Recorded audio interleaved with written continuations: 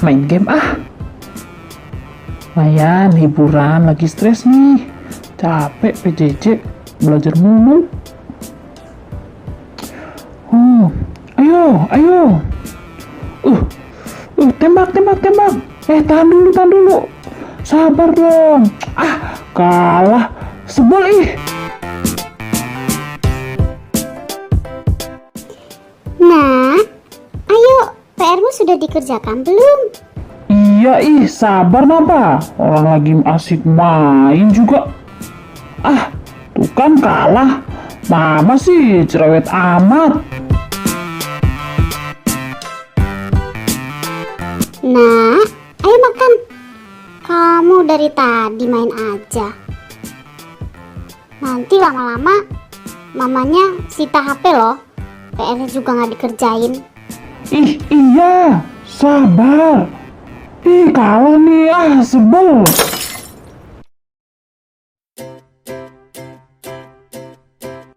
Halo anak-anak, selamat pagi.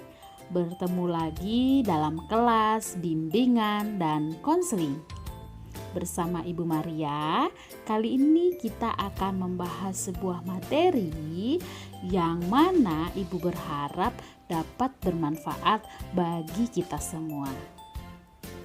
Anak-anak, kegiatan yang kita lakukan selama ini secara jarak jauh membuat kita, baik anak-anak maupun Bapak Ibu guru, menggunakan gadget seperti handphone atau tab atau laptop sebagai sarana pembelajaran.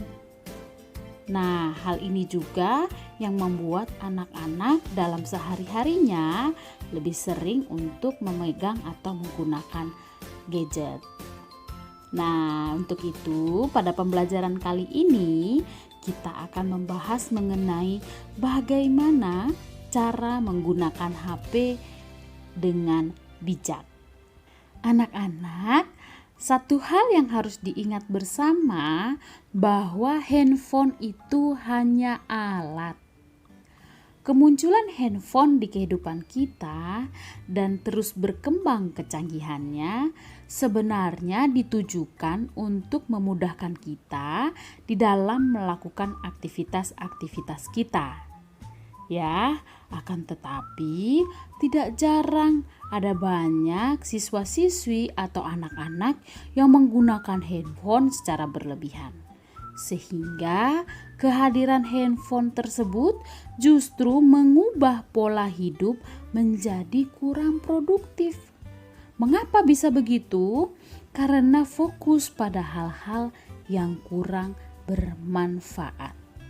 Nah, untuk itu berikut ini Bu Maria ingin berbagi tips kepada anak-anak bagaimana cara menggunakan handphone dengan bijak. Yuk kita simak sama-sama ya. Yang pertama, gunakan handphone dengan sebagaimana mestinya. Karena ini adalah masa PJJ, maka anak-anak gunakanlah handphonemu terutama untuk kegiatan belajar. Seperti membuka link Zoom meeting pada saat pembelajaran secara virtual. Atau membuka video pembelajaran pada saat pembelajaran melalui video. Atau juga membuka materi-materi atau tugas-tugas yang sudah di-share oleh Bapak Ibu guru. Juga mencari sumber-sumber belajar lain, entah itu dari internet atau dari YouTube untuk mendukung kegiatan belajarmu.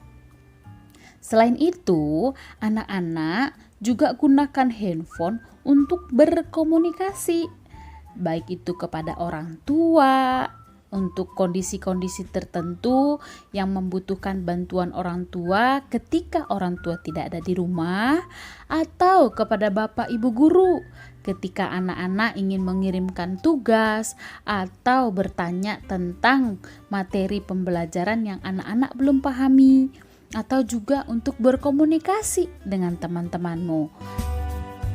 Yang kedua, batasi diri dalam penggunaan handphone. Berdasarkan hasil penelitian dikatakan bahwa kecanduan handphone dapat mempengaruhi kesehatan mental atau jiwa seseorang.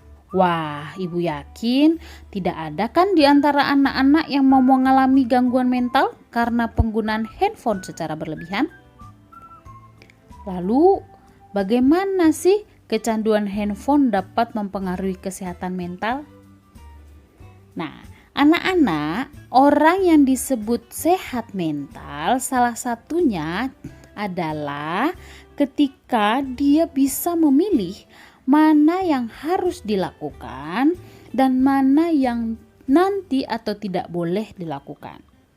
Ketika dia sudah tidak bisa memilih mana yang harus dilakukan dan tidak dilakukan, berarti itu anak-anak tandanya pola pikir dan kesehatan mentalnya sudah terganggu. Contohnya, ketika anak-anak menggunakan handphone untuk bermain game terus-menerus, sehingga ketika tidak bermain game maka akan menjadi stres, seperti marah-marah, bete, tidak bisa berkonsentrasi dalam melakukan aktivitas yang sedang dilakukannya, seperti nggak dengar kalau dipanggil orang tua, pengennya bermain game pada saat mengerjakan PR sehingga PR tidak diselesaikan atau dikerjakan asal-asalan, lupa makan, ya ini bahaya, lupa mandi, lupa mengerjakan PR, dan bahkan pada saat dia kalah maka akan merusak barang yang di sekitarnya atau menyakiti dirinya sendiri bahkan orang lain. Nah, ini sudah tanda-tanda bahaya anak-anak. Apalagi jika ini terus-menerus dilakukan dan tidak ditangani, maka akan lebih berbahaya lagi akibatnya. Yang ketiga, buatlah batasan waktu penggunaan handphone. Hal ini tentunya akan memudahkan kamu untuk membatasi atau mengatur dirimu dalam penggunaan handphone. Tapi anak-anak, terkadang memainkan handphone secara terus-menerus sebagai alasan hiburan agar tidak stres atau melepas kejenuhan, justru pada akhirnya menimbulkan stres pada diri. Seperti contoh cerita di awal, seorang anak tersebut keasikan bermain game, ditambah kalah terus main gamenya, dan ingin terus mengulang-ulang sehingga alam bawah sadarnya ingin terus bermain game. Itu sudah disebut kecanduan. Sehingga ketika dia kalah, contohnya tadi ya, dia akan marah-marah, dia tidak mau mendengar orang tuanya ketika mengingatkan dia mengerjakan PR, makan, bahkan dia lupa makan, lupa mengerjakan PR, dan lain sebagainya. Nah, jika ini terjadi pada anak-anak ya anak-anak, maka itu menandakan kesehatan mental anak-anak sudah mulai terganggu. Kenapa? Karena lebih memilih untuk bermain handphone daripada melakukan kewajiban-kewajiban yang harus dilakukan. Jadi harus ingat, kamu yang mengendalikan handphone, bukan handphone yang mengendalikan kamu. Oke? Berikutnya, jangan juga anak-anak memainkan handphone menjelang tidur. Karena apa? Ketika sudah bermain handphone, biasanya akan lupa waktu yang membuat anak-anak akan menjadi begadang atau tidur larut malam. Kalau kamu sering melakukan itu, maka imun tubuhmu akan menurun dan membuat kamu menjadi mudah terserang penyakit. Jadi, kalau anak-anak mau tidur, sebaiknya simpanlah handphonemu dan segeralah untuk tidur. Yang keempat, yang terakhir adalah isilah waktu luangmu dengan kegiatan yang lebih produktif dan bermanfaat. Anak-anak, hal yang membuat kita mudah untuk merasa bosan adalah ketika kita tidak bisa mengisi waktu luang dengan hal-hal yang menarik. Untuk itu, cobalah melakukan aktivitas-aktivitas di rumah dan tentunya bisa membuat badanmu lebih banyak bergerak daripada kamu hanya fokus bermain handphone. Adapun kegiatan-kegiatannya itu diantaranya yang pertama, kamu bisa mengasah bakatmu, misalkan ketika kamu bakat memasak, cobalah melatih atau meningkatkan keterampilan memasakmu bersama mama dengan membantu mama memasak di dapur atau membuat makanan sederhana yang kira-kira mudah untuk dibuat. Yang kedua, bangunlah quality time atau komunikasi dengan saudara atau orang tuamu. Yang ketiga, ketika kamu punya hobi menggambar atau mewarnai, kamu bisa luangkan waktumu untuk melakukan kegiatan tersebut. Yang keempat, anak-anak bisa mengisi waktu luang dengan merapikan kamar tidur sendiri atau menghias kamar tidurmu sehingga menjadi tempat yang lebih nyaman dan menyenangkan buatmu. Yang kelima, ini juga penting anak-anak. Perkembangan tubuhmu saat ini yang sedang berkembang pesat, istirahat menjadi hal yang paling penting untuk dilakukan. Yang terakhir, anak-anak juga bisa mengisi waktu luang untuk membaca pelajaran sehingga anak-anak lebih paham dengan materi-materi yang sudah dipelajari di. Nah, anak-anak, itu tadi pembelajaran kita hari ini.